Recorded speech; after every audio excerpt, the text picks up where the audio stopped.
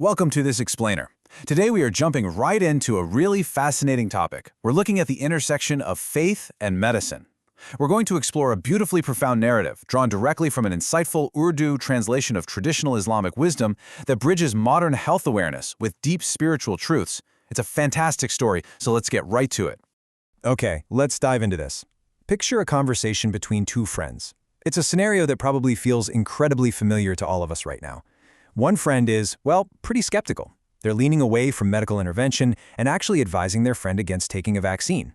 And their core reasoning is summed up perfectly in this quote: "I got vaccinated, but I still became infected, so the vaccine was useless." We've all heard some variation of this, right? It's a super common frustration. It comes from this feeling of, a broken promise. You do the right thing, you take the medicine, and boom, the illness still gets you. It is entirely understandable why someone might just throw their hands up and say the whole process is a total waste of time. But here is where the second friend steps in to correct this massive medical misconception. See, the first friend's expectation was that a vaccine is like, a magical, impenetrable force field, something that guarantees you will never, ever get infected. But as the second friend points out, if that were the case, no vaccinated person anywhere on Earth would ever catch a bug, and that is just a standard of absolute perfection that medicine simply doesn't promise. The reality, the actual scientifically proven purpose of a vaccine, is all about reducing the severity. It's not about building a brick wall around you, it's about sending your immune system to the gym so it's prepared for a fight. To really drive this point home, the second friend uses this brilliant analogy, and I actually want to ask you this directly. Imagine a massive, powerful professional wrestler or a heavyweight boxer. Now imagine that huge boxer just clobbers a physically weaker person. If that weaker person somehow survives the blow, would you honestly look at them and say, the punch had zero effect? Think about that for a second. Would you say, well, you didn't literally explode, so I guess that boxer's punch was totally useless? No way, of course not. The obvious answer is that the impact was simply reduced. Surviving that massive hit means that whatever defense that weaker person put up, whether they blocked it, rolled with the punch, or happened to be wearing heavy protective gear, actually worked. It literally saved their life. The blow still landed, and yeah, it definitely still hurt. But the absolute worst-case scenario, that was entirely prevented. And this is exactly what happens when someone says, I took the vaccine but still got sick. The medicine absolutely didn't fail. The medicine was your defense against that heavyweight boxer. It absorbed the knockout punch. So, the crucial point is that we need to totally reframe how we understand the true purpose of medicine. We just have to accept that medicine does not guarantee zero infection. Honestly, that's a myth. Instead, look at what it actually achieves. It actively reduces the severity of the illness, it dramatically lowers the risk of death, and it protects us from the very worst consequences of a disease. When you look at vaccines and treatments through this realistic lens, catching a virus after being vaccinated isn't a failure of science at all. It is literally the science doing exactly what it was designed to do, stepping into the ring with you and making sure you walk away from the fight. Now, our narrative takes a really fascinating turn here.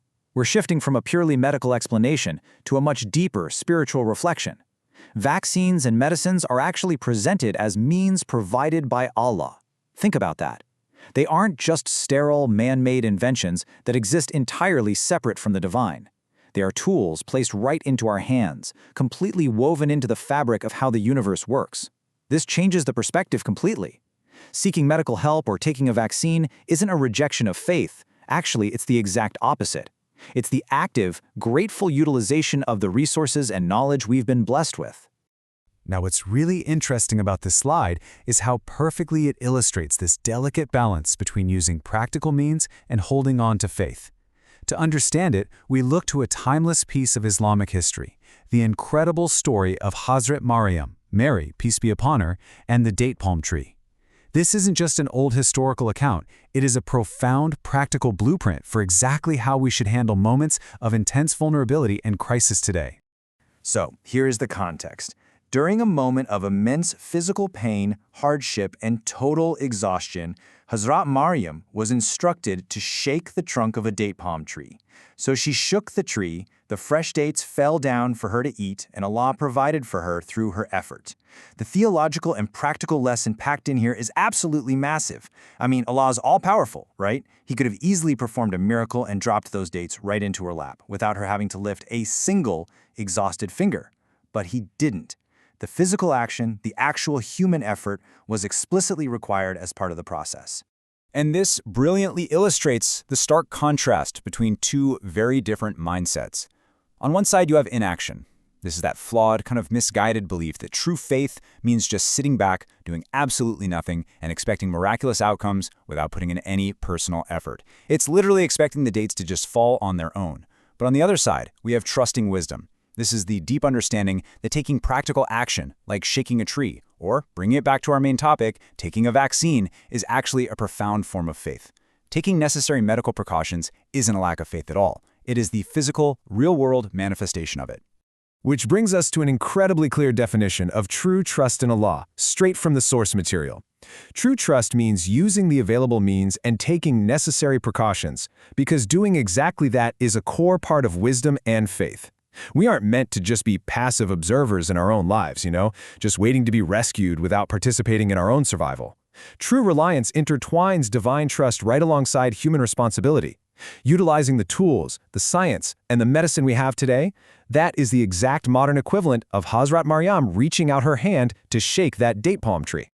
As we wrap up this explainer, I want to leave you with a provocative thought, something to really chew on in your own day-to-day life. Are we actively using the means provided to us, or are we just standing at the bottom of the tree, passively waiting for the dates to fall? Whether it's protecting our health with medicine, pursuing our goals, or just navigating the messy challenges of everyday life, remember this: practical action and deep faith are not enemies, they are partners. Thank you so much for joining me for this explainer. I really hope it gave you a fresh perspective on how we balance our expectations, our actions, and our beliefs. Keep asking those great questions, keep learning, and whenever you face a tough challenge, well, don't forget to shake the tree.